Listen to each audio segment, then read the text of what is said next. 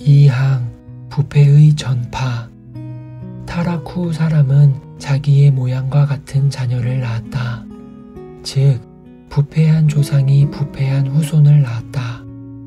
이런 이유로 오직 그리스도만을 제외하고 아담의 모든 후손은 그에게서 나온 부패함을 받는다.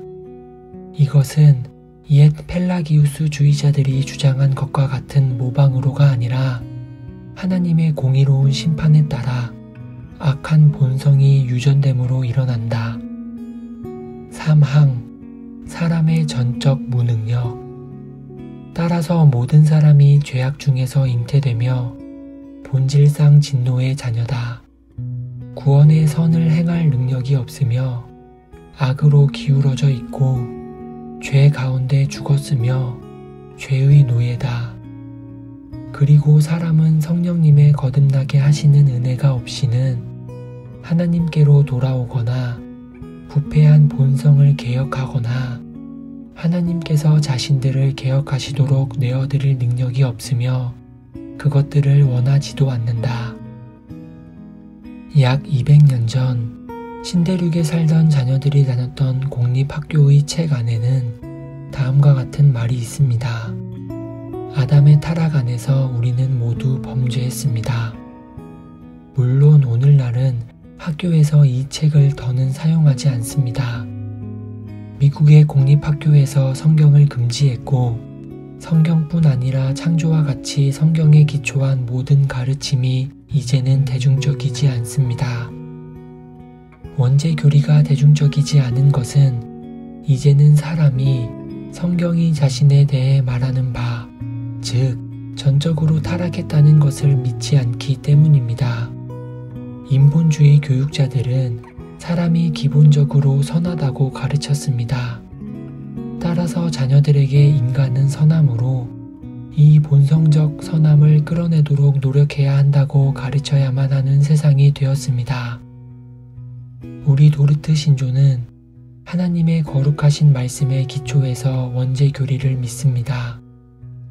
이 원죄교리가 과연 무엇입니까? 3, 4장 2항에서 도르트 신조는 원죄교리를 간략히 설명합니다. 타락 후 사람은 자기의 모양과 같은 자녀를 낳았다. 즉, 부패한 조상이 부패한 후손을 낳았다. 이런 이유로 오직 그리스도만을 제외하고 아담의 모든 후손은 그에게서 나온 부패함을 받는다. 이것은 옛 펠라기우스주의자들이 주장한 것과 같은 모방으로가 아니라 하나님의 공의로운 심판에 따라 악한 본성이 유전됨으로 일어난다. 도르트 신조는 아담과 아담의 후손들이 유기적으로 연결되어 있다고 가르칩니다. 아담의 타락은 그 후손들에게도 영향을 미쳤습니다. 아담은 하나님의 형상으로 지음받았습니다.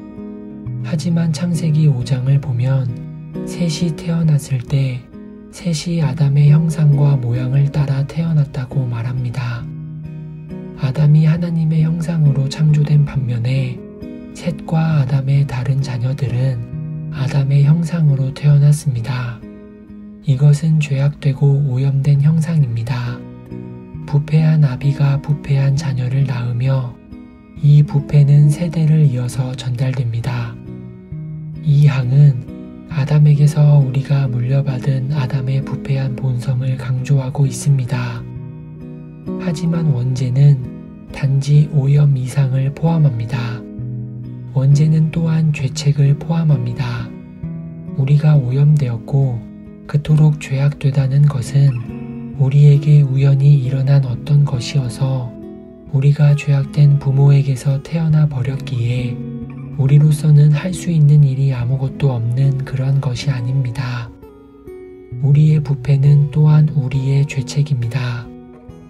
도르트 신조가 우리의 부패는 또한 우리의 죄책이라는 것을 부인하지는 않지만 이 항에서 죄책을 강조하지는 않습니다. 이 시대의 많은 신학자가 원죄의 죄책적 측면을 부인하고 있습니다.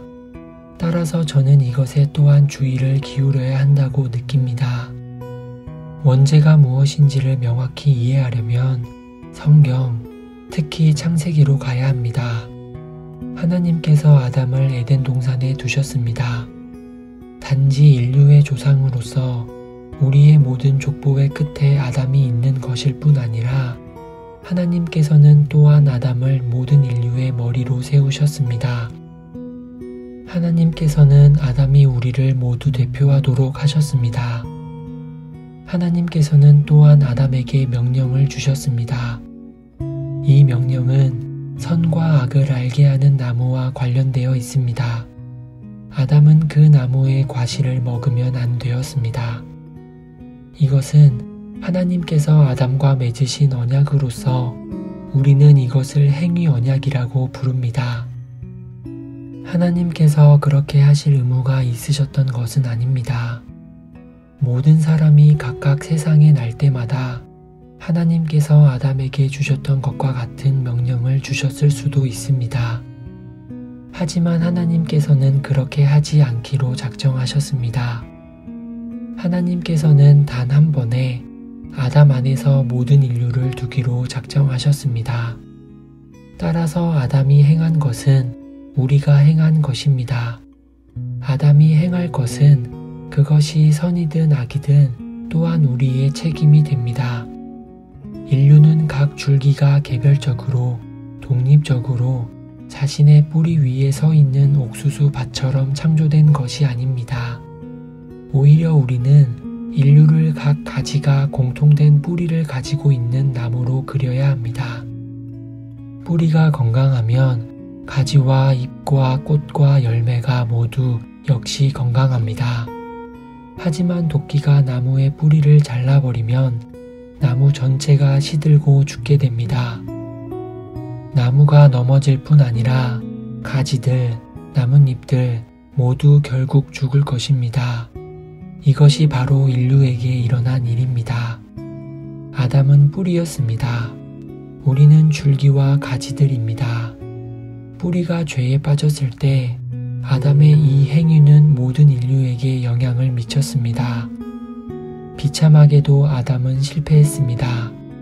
아담은 하나님의 명령에 불순종했고 그 결과로 온 인류가 아담과 하와의 모든 자녀가 죄 가운데 잃어버린 바 되었습니다. 아담에게서 나왔기 때문에 원죄라고 말합니다.